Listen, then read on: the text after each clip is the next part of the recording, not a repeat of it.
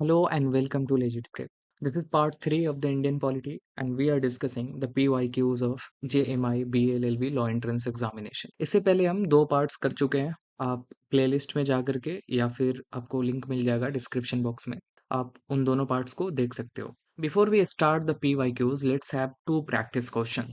Question number 1. Which of the following fundamental rights is or are available to non-citizens in India? सी जो Indian constitution में fundamental rights दिए हुए हैं वो दो कैटेगरीज के हैं। कैटेगरी नंबर 1, ऐसे फंडामेंटल राइट्स जो सिर्फ और सिर्फ सिटीजन्स के लिए ही अवेलेबल है, और दूसरा कैटेगरी है ऐसे फंडामेंटल राइट्स जो citizens as well as non citizens के लिए भी अवेलेबल है। इसको याद रखने के लिए आपको ज़्यादा हार्डवर्क करने की ज़रूरत नहीं है। बस आप 5 आर्टिकल्स याद रखो। Article 15, article 16, article 19, article 29 and article 30। ये 5 आर्टिकल्स जो हैं, ये सिर्फ़ और सिर्फ़ सिटीज़न्स के लिए अवेलेबल है, और बाकी के जो आर्टिकल्स हैं, जैसे आर्टिकल 14, आर्टिकल 20, आर्टिकल 21, आर्टिकल 23, 22, 24, 25, ये सब के सब आर्टिकल्स जो हैं, वो नॉन सिटीज़न्स और सिटीज़न्स के लिए तो है ही। इस क्वेश्चन को आंसर करने के लिए सी पूछा जा रहा है आपसे कि नॉन सिटीजन्स के लिए कौन से फंडामेंटल राइट्स अवेलेबल हैं। तो हमें पता है कि ये जो फंडामेंटल राइट्स हैं, ये सिर्फ और सिर्फ सिटीजन्स के लिए है। अगर इनमें से कोई अगर होगा इसमें, इन लिस्ट में, तो वो हमारा आंसर नहीं होगा, क्योंकि वो सिर्फ और सिर्फ सिटीजन्स के लिए अवेलेबल है। The freedom of speech, this is under article 19 clause 1 sub clause A. Article 19 ये हमारा आंसर नहीं होगा, क्योंकि ये नॉन सिटीजन्स के लिए अवेलेबल नहीं है। Protection against self incrimination, article 20 clause 3, ये हमारे इस लिस्ट में नहीं है, जो सिर्फ और सिर्फ सिटीजन्स के लिए है। मीन्स ये दोनों के लिए, सिटीजन्स और नॉन सिटीजन्स। सो हमारा एक आंसर ये होगा। Freedom of conscience, this is under article 25 of the Indian constitution, जिसको हम रिलीजियस राइट्स बोलते हैं, और ये भी हमारा आंसर होगा, क्योंकि उन लिस्ट में जिसमें हमने देखा कि ऐसे फंडामेंटल राइट्स जो सिर्फ सिटीजन्स के लिए, उसमें ये नहीं आता है। मीन्स आर्टिकल 25 से लेकर के आर्टिकल 28 तक जो रिलीजियस राइट्स हैं, जो fundamental rights related to the religious rights हैं, वो दोनों के लिए अवेलेबल हैं, सिटीजन्स और नॉन सिटीजन्स के लिए। Then fourth, non discrimination in matters of the employment, or this is something given under article 16 of the Indian constitution, and this is only available to the citizens, so this also will not be our answer. So only 2 and 3 will be the right answer. So 2 and 3, C is the correct answer. This was pretty easy, but the concept was कि आपको ये पता होना चाहिए कि कौन से fundamental rights जो है वो एक्सक्लूसिवली सिटीजन्स के लिए अवेलेबल है, और कौन से fundamental rights citizens as well as non citizens के लिए अवेलेबल है। Now moving to the next question, जो कि प्रीवियस क्वेश्चन से ही रिलेटेड है।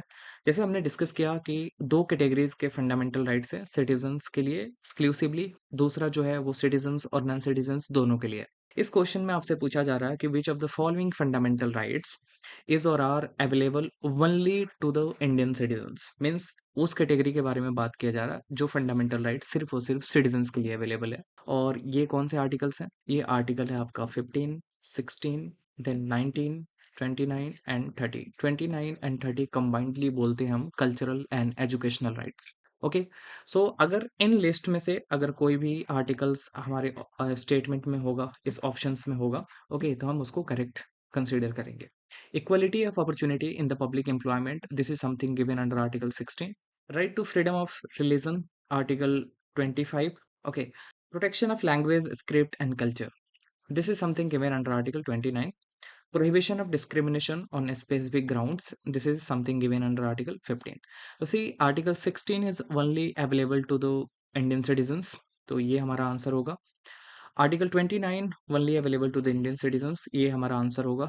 Article 15 again only available to the Indian citizens. तो हमारा आंसर एक 2 छोड़ करके, ऑप्शन नंबर 2 और स्टेटमेंट नंबर 2 छोड़ करके जो भी हैं वो सब करेक्ट है। So the right answer will be 1, 3 and 4। Now going to start PYQs, जो Jamia BLLB law entrance examinations में पूछे जा चुके हैं। So the first question is, who among the following decides whether a particular bill is money bill or not? See, money bill is defined under Article 110 of the Indian Constitution, or under Article 110 clause 3 exclusively defines that कि अगर कोई issue होता है कि whether any bill is money bill or not, तो then the decision of the speaker or speaker of the House of the People will be final. So a speaker of the Lok Sabha decides whether a bill is money bill or not. आप देख सकते हो, this is article 110 of the Indian Constitution. Clause 3, it states that any question arises whether a bill is a money bill or not, the decision of the Speaker of the House of the People thereon shall be final. Okay, तो speaker decide करता है कि एक bill money bill है या नहीं है. So now moving to the next question, which one among the following is a function of the pro tem speaker of the Lok Sabha? Pro tem speaker को appoint करता है president. और इसको क्यों अपॉइंट किया जाता है? प्रोटेम स्पीकर को इसलिए अपॉइंट किया जाता है कि वो first sitting of the Lok Sabha है, उसके कंडक्ट को स्मूथ फंक्शन किया जा सके. जैसे जो भी एमपीज होते हैं, वो बिना ओथ लिए किसी को वोट नहीं कर सकते. जैसे अगर हमें एक स्पीकर इलेक्ट करना होगा, तो देन जो मेंबर ऑफ लोकसभा है, वो वोट करेंगे. और वो वोट कर ही नहीं सकते बिना ओथ लिए, तो वो उस ओथ सेरेमनी को कंडक्ट कराने के लिए प्रेसिडेंट जो है वो एक प्रोटेम स्पीकर अपॉइंट करता है. अब प्रेसिडेंट को कौन बोलता है अपॉइंट करने के लिए? तो मिनिस्ट्री ऑफ पार्लियामेंट्री अफेयर्स जो है वो सीनियर मोस्ट मेंबर का नेम जो है वो रिकमेंड करता है प्रेसिडेंट को. और प्रेसिडेंट जो है उनको अपॉइंट करता है एज अ प्रोटेम स्पीकर. अब मिनिस्ट्री ऑफ पार्लियामेंट्री अफेयर्स जो है वो ऐसे ही रैंडम जिनका एज ज़्यादा हो उनको सीनियर कंसिडर करके नहीं बोलता है. सीनियोरिटी देखा जाता है इस कॉन्टेक्स्ट में, नंबर ऑफ सर्विस देखा जाता है कि कितने लंबा किसी का कितना लॉन्ग सर्विस रहा है लोकसभा में. ओके, इस ग्राउंड पे सीनियोरिटी डिसाइड किया जाता है. For this question the right answer is C. तो what is the function of the pro tem speaker? Swear in the members of the house and hold the charge till a regular speaker is elected. जब तक एक regular speaker elect नहीं हो जाता है लोकसभा का, तब तक जो प्रोटेम स्पीकर है वो स्पीकर की तरह ही कंडक्ट करता है. जैसे ओथ सेरेमनी जो है मेंबर्स ऑफ द लोकसभा उनको कंडक्ट कराता है. ओके, और इलेक्शन ऑफ द स्पीकर के टाइम तक वो स्पीकर रहता है. जैसे ही एक स्पीकर इलेक्ट हो जाता है प्रॉपर इलेक्शन के थ्रू लोकसभा में, तो वो स्टेप डाउन कर लेता है. Okay, now moving to the next question. The Indian General Elections 2019 that was held in 7 phases from 11th April 2019 to 19th May 2019 constituted the 17th Lok Sabha. 17th Lok Sabha को constitute किया था. और इस बार जो 2024 में election हुआ है वो 18th लोक सभा को constitute किया. Do remember. Now moving to the next question. The joint sitting of both the House of the Parliament is presided over by the. Preside करता है कौन ज्वाइंट सिटिंग को? स्पीकर. कौन कॉल करता है? कॉल करता है प्रेसिडेंट. प्रेसिडेंट जो है वो ज्वाइंट सिटिंग को कॉल करता है. और ज्वाइंट सिटिंग कब कॉल किया जाता है? जब लोकसभा और राज्यसभा के बीच में किसी बिल के ऊपर डिसएग्रीमेंट हो. ओके, और ये डिसएग्रीमेंट नहीं हो सकता है कुछ बिल्स पे, जैसे मनी बिल पे नहीं हो सकता है. ओके, और constitutional amendment bill pay joint sitting नहीं हो सकता है. वन मोर थिंग, सी, ज्वाइंट सिटिंग तो प्रेसिडेंट कॉल करता है when there is a disagreement in between Lok Sabha and Rajya Sabha on a certain bill. But what if speaker is not available or absent? अगर speaker absent है, तो then deputy speaker of the Lok Sabha will preside over the joint sitting. If deputy speaker is also absent, then in that case vice chairman of Rajya Sabha will preside. ये chronology आपको याद करना पड़ेगा. Speaker absent होगा तो then deputy speaker. Deputy speaker भी अगर एब्सेंट है तो vice chairman of the Rajya Sabha. Chairman can never preside over the joint sitting of the parliament. Do remember, president calls the joint sitting, speaker presides the joint sitting. One more thing, Lok Sabha rules and regulations are followed in the joint sitting. Now moving to the next question, which one among the following is a function of the pro tem speaker in the Lok Sabha? तो इस question को हम देख रहे हैं, ये repeated question है, इससे पहले भी क्वेश्चन आ चुका है ये. Okay, so C is the right answer, swear in the members of the house and hold the charges till a regular speaker is elected. So now moving to the next question. The total number of ministers, including the prime minister in the central council ministers, shall not exceed of the total strength of the Lok Sabha. That is 15%. See, from 91st Constitutional Amendment Act in the year 2003, article 75 clause 1 को amend किया गया और add किया गया article 75 clause 1 capital A. According to this article, जिसको add किया गया from 91st constitutional amendment act 2003, it says that कि जो काउंसिल ऑफ मिनिस्टर होता है, जिसमें मिनिस्टर्स होते हैं, कैबिनेट मिनिस्टर्स होते हैं, डिप्टी मिनिस्टर्स होते हैं, मिनिस्टर्स ऑफ स्टेट होते हैं, और प्राइम मिनिस्टर उनको हेड करता है. ये काउंसिल ऑफ मिनिस्टर नहीं एक्सीड कर सकता है कितने परसेंट से? 15% स्ट्रेंथ ऑफ द लोकसभा। अब लेट्स से लोकसभा का जो स्ट्रेंथ है वो 543 है। 543 के 15% से ज़्यादा ये काउंसिल ऑफ मिनिस्टर्स नहीं हो सकता है। काउंसिल ऑफ मिनिस्टर क्या होता है? काउंसिल ऑफ मिनिस्टर में जो कैबिनेट मिनिस्टर्स होते हैं, जैसे कि home minister, finance minister, defence minister, education minister, family and welfare minister, okay, ये जो लोग होते हैं इनको हम बोलते हैं कैबिनेट मिनिस्टर। और इन्हीं में डिप्टी मिनिस्टर्स आ जाते हैं और मिनिस्टर्स ऑफ स्टेट आ जाते हैं। इन सबको कंबाइंडली बनाया जाता है क्या? काउंसिल ऑफ मिनिस्टर्स, जिसको हेड कौन करता है? प्राइम मिनिस्टर, पीएम हेड करता है। ओके, अब इस काउंसिल ऑफ मिनिस्टर्स का जो स्ट्रेंथ होगा वो 15% से ज़्यादा एक्सीड नहीं कर सकता किसके? लोकसभा के। आपको क्वेश्चन में ट्रिकी क्वेश्चंस दिया जा सकता है, जैसे कि total strength of the parliament लिखा जा सकता है लोकसभा की जगह पे, तो बी विजिलेंट। आपको ये 15% का स्ट्रेंथ जो है वो लोकसभा के कॉन्टेक्स्ट में देखना है, ना कि पार्लियामेंट के, because parliament includes both houses, Lok Sabha along with Rajya Sabha. Do remember this. Now moving to the next question. How many members can be nominated to the Lok Sabha by president? तो prior to 104th Constitutional Amendment Act, दो Anglo Indians को appoint करता था president. Okay, but 104th constitutional amendment act जो 2019 में हुआ, उससे ये जो दो एंग्लो इंडियंस को अपॉइंट करने का जो नॉमिनेशन करने का जो प्रोसीजर था, जो सिस्टम था, उसको खत्म कर दिया गया। Okay, so now zero. Now moving to next question. With reference to the Speaker of Lok Sabha, consider the following statement. Statement number one: once a member is elected as a speaker, he or she loses the voting right in Lok Sabha. अब statement number one के according अगर किसी person को एक बार speaker of the Lok Sabha बना दिया जाता है, तो देन वो स्पीकर रहते हुए वोटिंग नहीं कर सकता है, वो अपने वोटिंग राइट्स को लूज कर देता है। Okay, but that not the case. Speaker के पास वोटिंग राइट होता है, वो इनिशियली वोट नहीं कर सकता, लेकिन वो वोट कर सकता है कब? जब वोट्स जो है वो टाई हो जाए, तब स्पीकर जो है अपना कास्टिंग वोट जो है एक्सरसाइज करता है। तो statement number one is incorrect because speakers do have the voting right, that is casting vote. Statement number two: with the dissolution of the Lok Sabha, the term of a speaker comes to an end. तो statement number two के according जब dissolution होता है लोकसभा का, तो जो term होता है स्पीकर का, ओके, जो कि 5 ईयर्स के लिए होता है, वो एंड हो जाता है।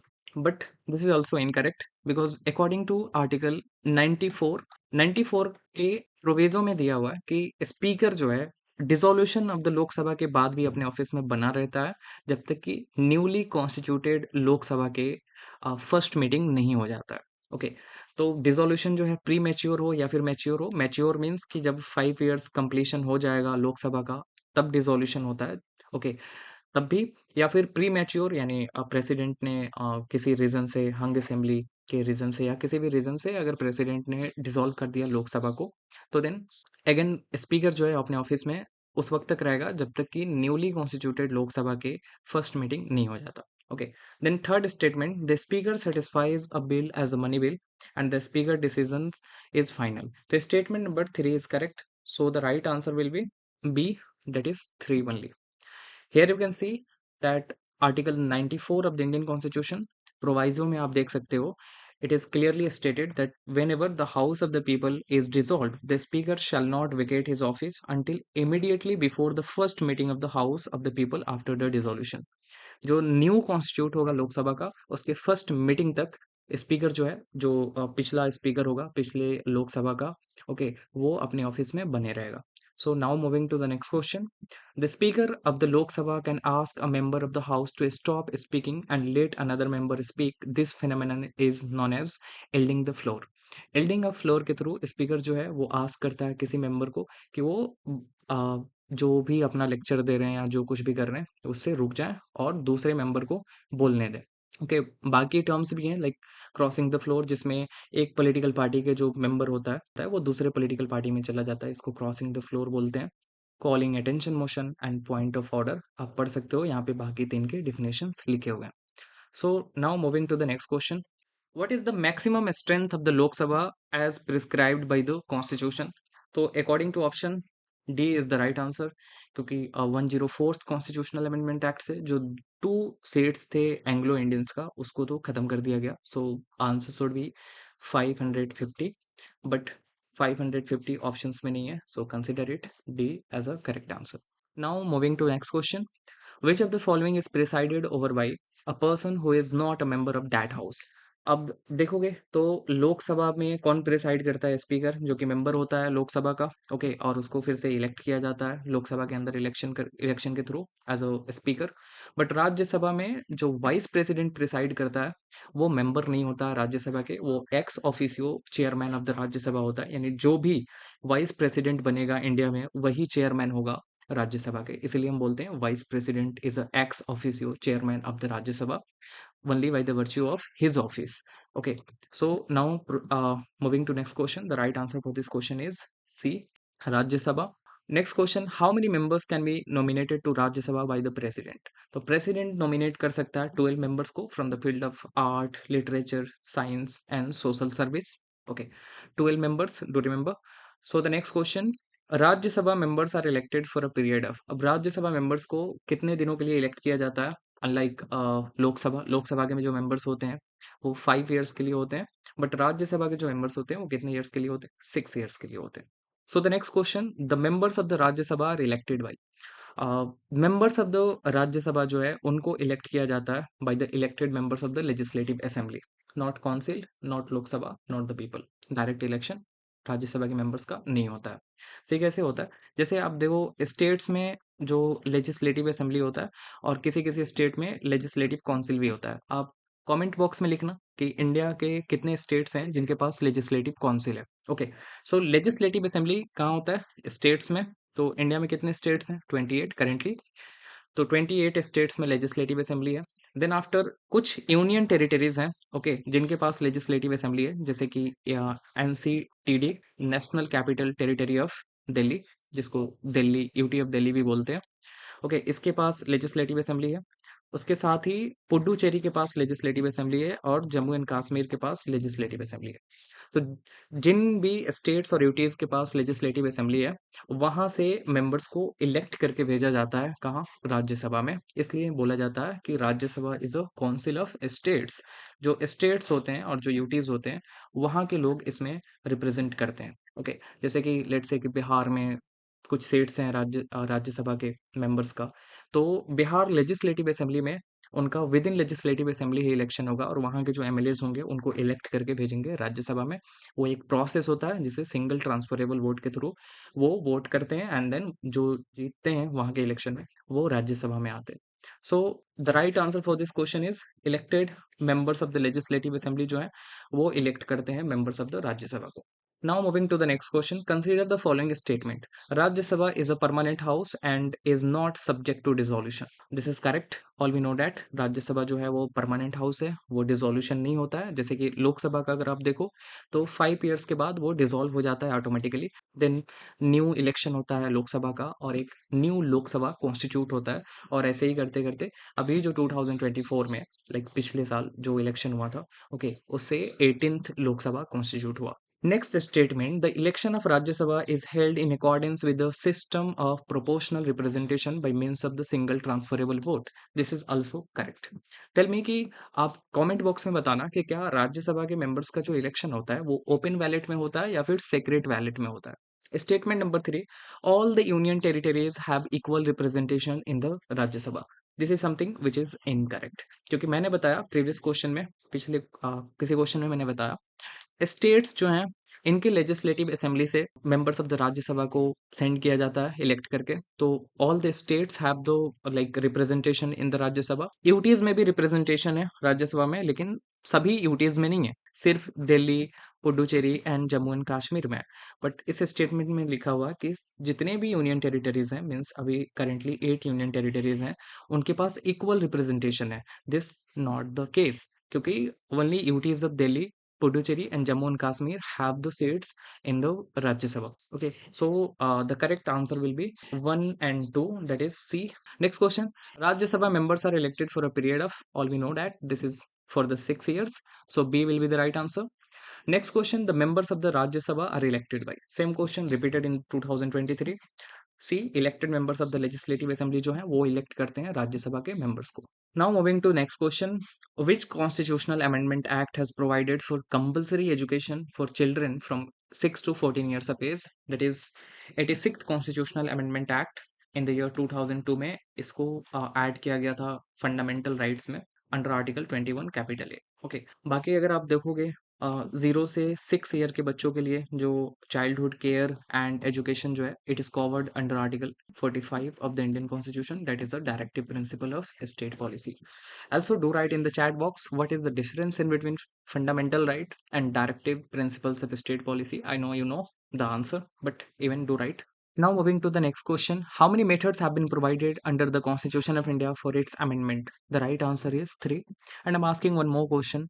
How many ways of amendment have been given under Article 368 of the Indian Constitution? Do write your answer in the chat box. So, the next question. Which of the following constitutional amendments bill has been passed by the Parliament of India to provide reservation to economically weaker sections of society? सो वो कौन सा bill था जिसे 103rd constitutional amendment act बना था उस bill को पास करके इन द ईयर 2019, और जिसके थ्रू इकोनॉमिकली वीकर सेक्शंस के लिए 10% का रिजर्वेशन दिया गया था। ऑल्सो जिसे आर्टिकल 15 और आर्टिकल 16 को अमेंड किया गया था। ओके, आर्टिकल 15 एंड आर्टिकल 16 में दोनों में ही एक क्लॉज 6 ऐड किया गया था। Okay, that was 120th constitutional amendment bill. Okay, so generally they do not ask the bill number, but this was a very close one, like 2019 में ही पास हुआ था और 2020 में ही आपका एग्जाम हुआ था जामिया का, जिसमें पूछा गया था, इसलिए उन्होंने पूछा था। Now moving to the next question, consider the following pairs. आपको कॉन्स्टिट्यूशनल अमेंडमेंट दिए गए हैं और उसके सिग्निफिकेंस दिए गए हैं और आपको मैच करना है। First constitutional amendment act introduced the ninth schedule. Yes, indeed, it introduced the ninth schedule of the Indian Constitution, जिसको हम जिसमें लैंड रिफॉर्म्स के लॉज वगैरह रखते थे, जो कि एक तरह से सील्ड था जुडिशरी से, जिसपे जुडिशियल रिव्यू नहीं लगाया जा सकता था। लेकिन उसके बाद उसके स्टेटस चेंज हो गया in the case of IR की होलो वर्सेस स्टेट ऑफ तमिलनाडु, जिसमें सुप्रीम कोर्ट ने बोला कि after the case one in the भारतीय judgement, if any law which is placed under the ninth schedule and which violates the basic structure of the Indian Constitution, upon that the judiciary can do the judicial review. Okay, the next one is 24th Amendment reduced the voting right. This is incorrect. 61st Constitutional Amendment Act से voting rights reduce हुआ था, so this one is incorrect. 61st Constitutional Amendment Act, defection declared illegal. No, defection was declared illegal from the 52nd Constitutional Amendment Act in the year 1985. So the only right answer is A. Only one pair is matched correctly. Now moving to the next question. With reference to the 103rd Constitutional Amendment Act 2019, consider the following statements. Statement number 1, it introduced the 10% EWS, economically weaker section quota. Indeed, this is the correct one. 103rd Constitutional Amendment Act थोड़ी देर पहले ही हमने देखा, जिसका bill number था 120, जिसने introduce किया था reservation for the economically weaker section, और कितने परसेंट के रिजर्वेशन थे? 10%. Okay, then the next statement, it amended Article 15 and 16 of the Indian Constitution. Indeed, 103rd Constitutional Amendment Act in the year 2019, it amended Article 15 and Article 16, added Clause 6 in both. So the right answer is, it is asking which of the statements given above is or are not correct. दोनों ही correct है, so the right answer will be D. Neither one nor two is incorrect. That's all for today's class. And before you leave the class, there are some requests. Please listen. Do join our Telegram group. Link for the same is given in the description box. And also, if you haven't subscribed our YouTube channel yet, so please do subscribe. Hit the subscribe button. This will be a token of motivation for us. And thank you so much.